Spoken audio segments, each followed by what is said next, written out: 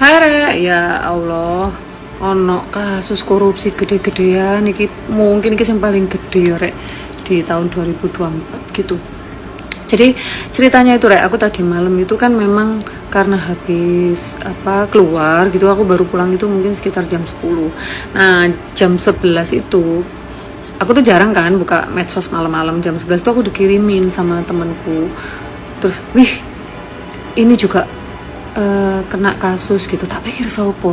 Terus Harvey siapa Muiz ya, nah loh, kaget aku, itu suaminya Dewi Sandra bisa aku keliru, Sandra Dewi ya rek ya. Jadi diduga terlibat kasus di tambang timah rek ya. Wih, heboh banget dan aku makdek gitu ya, maksudku itu ya Allah. Ini gini ya, sebenarnya aku tuh ngomentarin lagi bahwa banyak orang yang mengidolakan Harvey. Waduh, udah sempurna, kaya raya, ganteng, terus kemudian juga sayang sama istri gitu. Banyak ya mengidolakan, bahkan ada yang bilang sisain satu dong yang kayak gini. Nah ternyata ya itu loh rek. Jadi kita nggak boleh membandingkan hidup kita dengan orang lain atau apapun itu gitu ya. Syukuri aja apa yang sudah kita dapat dari Allah gitu, karena belum tentu loh ternyata yang kelihatannya itu diem. Menurut aku itu ya, itu kan ini memang masih dugaan, tapi ya kan nggak mungkin kejaksaan itu asal gitu ya, asal tangkep. Pasti sudah mengumpulkan bukti-bukti dong ya, dari yang Crazy Rich di Pantai Indah Kapuk, terus akhirnya ke Harvey Muiz, itu pasti sudah ada bukti-bukti yang valid gitu untuk kemudian menetapkan mereka sebagai tersangka gitu. Nah sekali lagi Re, jangan membandingkan hidup kamu dengan hidup orang lain ya, atau pasangan kamu dengan pasangan orang lain. Nah ketika kamu mengidolakan seseorang itu terus kayak gini, nah akhirnya apa kan gitu ya. Nah kembali lagi ke kasus korupsi, ada yang bilang pakar hukum itu bahwa nantinya bisa jadi istrinya yaitu Sandra Dewi itu akan terseret atau ke bawah-bawah, karena kan diduga ya pasti seorang istri gitu ya, masa tidak tahu aliran dana atau uang yang didapat dari suaminya gitu ya, apalagi sebanyak itu gitu.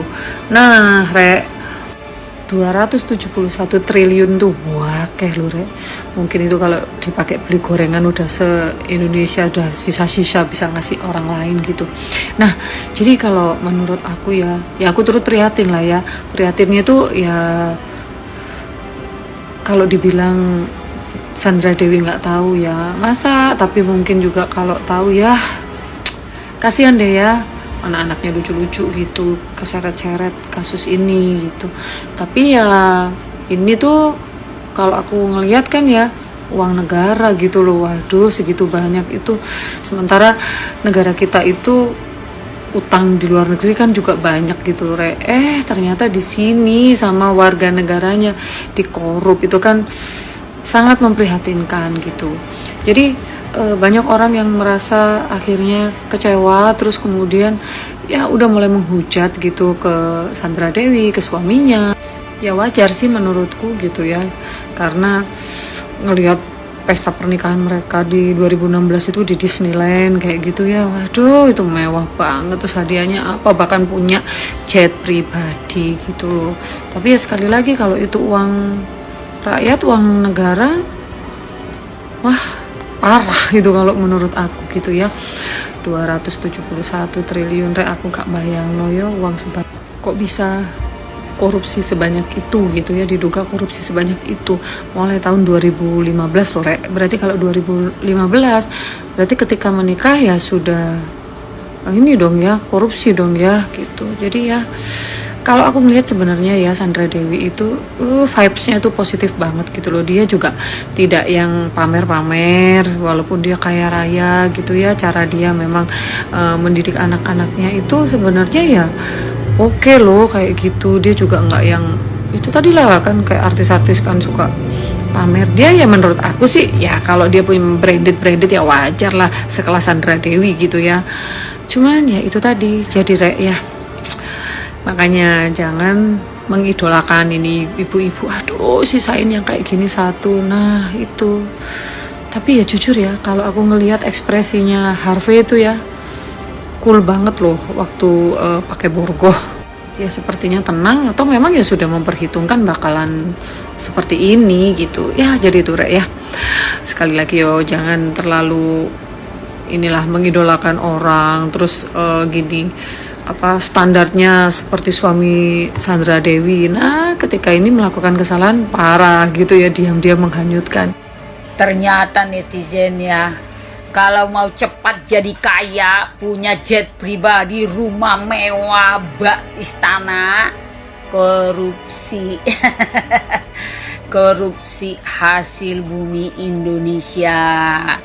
Nah itu cepat tuh, kaya. Kita terkagum-kagum sama orang kaya. Wow, kaya. Kaya raya. Ternyata hasil korupsi semua, nggak ada ya.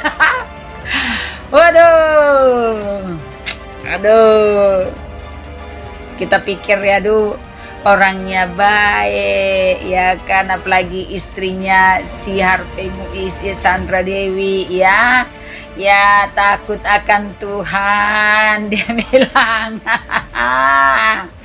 Ternyata bisnis daripada suaminya, aduh, merugikan negara. No, masih banyak tuh orang Indonesia ini.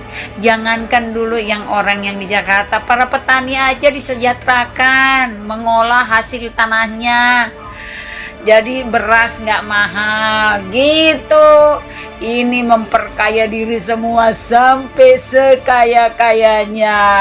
Aduh, berlomba-lomba nomor 1 jadi orang kaya di Indonesia. Bila perlu menjadi nomor 1 orang kaya di seluruh muka bumi ini. Itulah pada rakus-rakus semuanya. Oke netizen, kalau mau jadi kaya korupsi, kalau jadi korupsi aja ya. Gila. Gua rasa kalian udah pada tahu berita ini. Para Crazy Rich ketangkep gara-gara korupsi senilai 271 triliun. Kira-kira kalian pada tahu nggak kalau seandainya uang 271 triliun itu kalau di breakdown bisa buat apa aja? Dari perhitungan gue nih ya, 271 triliun. Andaikan ada orang yang nabung 1 miliar aja sehari, dia butuh waktu sekitar 742 tahun untuk dapat 271 triliun itu. Dan gue ambil kutipan dari Pak Mahfud MD nih ya. Andaikan mafia-mafia tambang itu tuh bisa dibasmi semua, rakyat Indonesia bisa dapat 30 juta per bulan. Itu dikasih ya, bukan dipinjemin. Uang itu juga bisa naikin gaji honorer guru nih ya, dari 3,6 juta jadi 5 juta per bulan. Dan uang senilai 271 triliun itu bisa dipakai untuk bansos sebanyak 1 M kepala keluarga kalau seandainya harga bansosnya itu 200 ribuan. Dan karena nih kita lagi puasa kan pada bukber ya, itu lo tahu bisa buat beli 130 miliar bakwan buat bukber. Gila ya. Makanya korupsi itu nggak jauh-jauh dari gaya hidup.